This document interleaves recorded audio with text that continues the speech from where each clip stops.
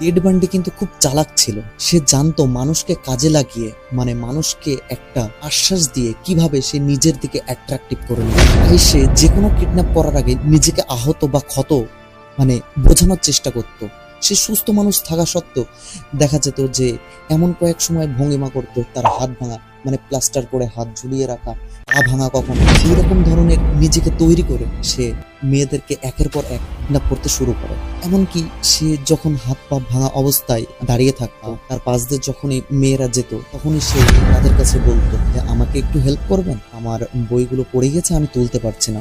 তো এই বলে গাড়ির কাছে নিয়ে গিয়ে গাড়িতে ধাক্কা দিয়ে তুলে সে গাড়ি নেপো। এই ট্রিক ব্যবহার করে সে একের পর এক ভিকটিমকে হত্যা করতে লাগে। সালটা ছিল 1975। ঠিক একদিন রাতে সে যাচ্ছিল 4 চাকা নিয়ে। কিছুটা দূর যেতে যেতে সন্দেহজনকভাবে পুলিশ তাকে দাঁড় করায়। তো পুলিশের ভাবনা যেটা ছিল ঠিক গাড়ির ভিতরে সেটাই প্রমাণ হলো।